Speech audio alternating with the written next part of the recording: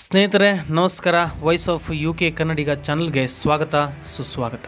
ಇದೇನು ದಿನೇ ದಿನೇ ಬಿಸಿಲಿನ ತಾಪ ಹೆಚ್ಚಾಗ್ತಿದೆ, ಭೂಮಿಯ ಮೇಲೆ ಆಮ್ಲಜನಕ ಪ್ರಮಾಣವೂ ಕೂಡ ಕಡಿಮೆ ಆಗ್ತಾ ಇದೆಯಾ, ಪ್ರಳಯ ಆಗೋದು ಗ್ಯಾರಂಟಿನಾ? ಹಾಗಾದರೆ ಇವತ್ತಿನ ವಿಡಿಯೋದಲ್ಲಿ ಕೆಲವೊಂದಿಷ್ಟು ವಿಶೇಷ ಮಾಹಿತಿಯನ್ನು ತಿಳಿಸಿಕೊಡುವಂಥ ಪ್ರಯತ್ನವನ್ನು ಮಾಡ್ತಾ ಇದ್ದೀನಿ.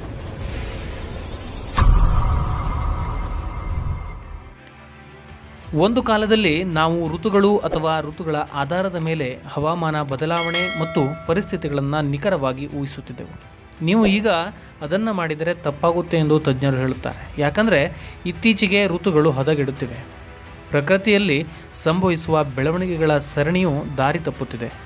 ಹವಾಮಾನ ಯಾವಾಗ ಬದಲಾಗುತ್ತದೆ ಎಂದು ಹೇಳಲು ಸಾಧ್ಯವಿಲ್ಲ. ಇವೆಲ್ಲವೂ ಜಾಗತಿಕ ತಾಪಮಾನ ಏರಿಕೆಯ ಪರಿಣಾಮ ಎಂದು ತಿಳಿದು ಬಂದಿದೆ. ಆದರೆ ವಿಜ್ಞಾನಿಗಳು ಹೊಸ ವಿಷಯದೊಂದಿಗೆ ಬಂದಿದ್ದಾರೆ.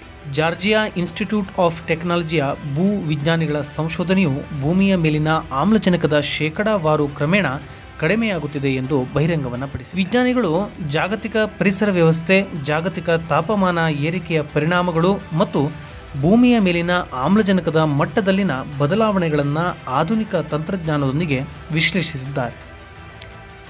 ಇದೀಗ ಆಮ್ಲಜನಕವು ನೆಲದ ಮೇಲೆ ಬೀಳುತ್ತಿರುವುದು ಕಳವಳಕಾರಿ ವಿಷಯವಾಗಿದೆ.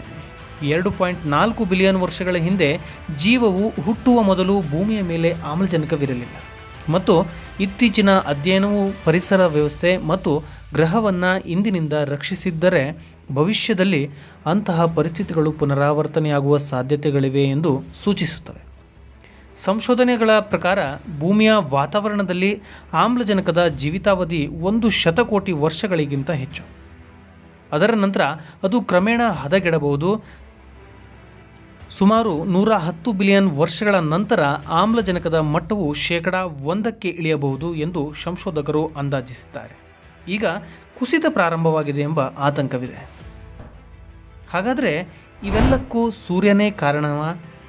ಜಾರ್ಜಿಯಾ ಇನ್ಸ್ಟಿಟ್ಯೂಟ್ ವಿಜ್ಞಾನಿಗಳು ಭೂಮಿಯ ವಾತಾವರಣದಲ್ಲಿ ಆಮ್ಲಜನಕದ ಕ್ಷೀಣತೆಗೆ ಸೂರ್ಯನು ಮುಖ್ಯ ಕಾರಣ ಎಂದು ಹೇಳುತ್ತಾರೆ. ಅವರ ಪ್ರಕಾರ ಸೂರ್ಯನ ವಯಸ್ಸು ಹೆಚ್ಚಾದಂತೆ ಅದು ಹೆಚ್ಚು ಶಾಖದಿಂದ ಹೊಳೆಯುತ್ತದೆ. ಇದರೊಂದಿಗೆ ಪ್ರಕೃತಿಯನ್ನು ನಾಶ ಮಾಡುವ ಮಾನವ ಕ್ರಿಯೆಗಳು ಸೇರಿವೆ. ಈ ಕಾರಣದಿಂದಾಗಿ ಭೂಮಿಯ ಮೇಲಿನ ತಾಪಮಾನವು ಅನೇಕ ಪಟ್ಟು ಹೆಚ್ಚಾಗುತ್ತದೆ. ಈಗ ಅದು ಪ್ರಾರಂಭವಾಗಿದೆ. ಈ ಕಾರಣದಿಂದಾಗಿಯೇ ಭೂಮಿಯು ಬಿಸಿಯಾಗುತ್ತಿದೆ. ಆದಾಗ್ಯೂ ಇದು ದೀರ್ಘಕಾಲದವರೆಗೆ ಮುಂದುವರಿದರೆ ಅತಿಯಾದ ಶಾಖದಿಂದ ಭೂಮಿಯ ವಾತಾವರಣದಲ್ಲಿನ ಇಂಗಾಲದ ಡೈಆಕ್ಸೈಡ್ ಪ್ರಮಾಣವು ವಿಭಜನೆಯಾಗುತ್ತದೆ ಎಂದು ತಜ್ಞರು ಹೇಳುತ್ತಾರೆ.